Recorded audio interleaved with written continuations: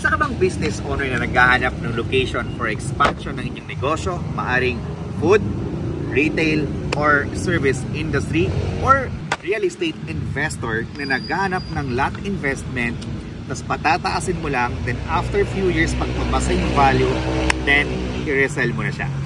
If yes ang sagot mo, yung vlog na to ay para sa'yo.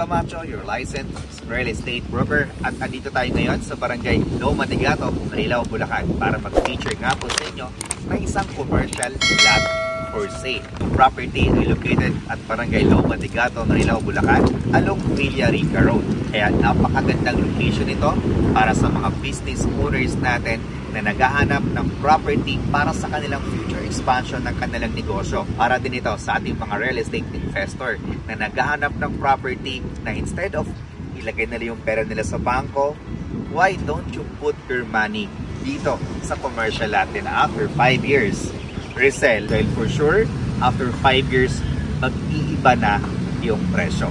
Itong commercial na ito ay ideal sa mga business owners. Kung meron silang restaurant, meron silang cafe, meron silang clinic, o meron silang boutique, no? Napakagandang location ito. Commercial lot na ito ay along Villarica Road, which is andito po yung Villarica Road. Ayan, papunta doon sa kaliwa, papuntang NLEX. Pakana naman ay papuntang San Jose del Monte, Bulacan. At dito sa front o dito sa kalsada na yan, ay dyan mismo ay yung sakayan ng jeep or bus papuntang Metro Manila. Tapos, ito naman ay entrance papasok dito sa loob ng subdivision. Tapos, both sides po neto, maaring doon, north, south, east, west, katabing mga properties dito, mga subdivisions na. So, andito din yung mga high-end na subdivision dito sa part ng Marilao, Bulacan. Ito yung actual na location ng commercial lot for sale natin dito. So hindi lang ito puro commercial, dahil yung developer ay magtatayo dito ng simbahan sa bandang baba. May nakaalat po doon na place para sa simbahan, para sa church. Tapos itong portion na to ay para po yan sa supermarket. So yung binibenta na lang talaga dito ay etong portion na to.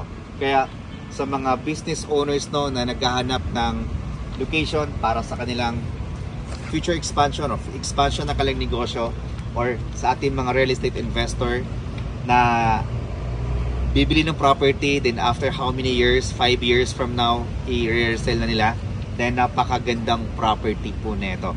Okay? So, eto na po yung mapa natin. Eto na po yung available natin sa ngayon. So, sa actual na location, eto po, sold na. So, saan po ito? Etong area na to ay almost sold out na.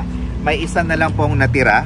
Ito, 279 square meter, which is along netong gate na to. Itong kalsada na to.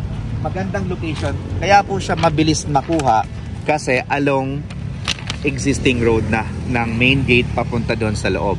Okay, meron pa tayong 279 square meter. At etong mga commercial lot na ito ay meron silang allotted na parking lot. Kung mapapansin po ninyo, may mga allotted parking lots po yan, pati din po sa taas. Then dito din po, pati dito. Kumbaga additional perks na rin po ninyo ito. Tapos, kung halimbawa po na naubusan kayo dito for 207 dito sa dito sa harapan, meron tayong mga available dito naman, naka-face naman doon sa kabilang side. Meron naman po tayo ditong 248, 210, 207, 205. Tapos, doon naman po sa unahan, facing naman dito, we have 297, 294, 294, 294, and 294. Yung presyo niyan, eto po. Yung price dito for 279 square meter, dito sa Unit 4, facing dito sa road, 11,833,000 pesos. Ito po, dalawang option tayo dito. Meron tayong in-house at meron tayo ditong bank financing. So, ang lot area, 279 square meter. Ito siya. ang magiging price niya, mas mura siya sa in-house, 10,659,268. May reservation fee tayo ng 100,000. Then for 36 months na walang interest, 293,000 pesos per month. Then, meron tayong annual payment na mortgage redemption insurance which is amounting to 52,796. If monthly payment po, magiging 5,279 per month sa loob ng 36 months.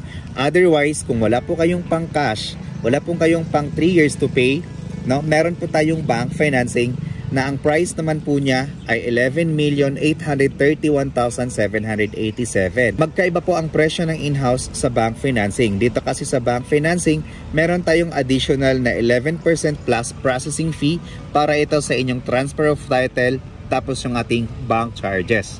Kaya po siya umaabot ng 11,831,787. Then, 20% yung down payment, 2,366,357. Bawasan natin ang reservation fee na 100,000 pesos. Yung monthly natin, down payment for 12 months is 188,863.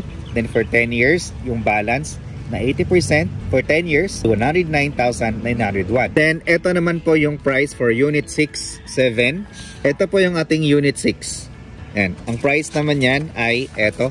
Screenshot na lang po natin. For in-house financing, 10.8. Ito siya.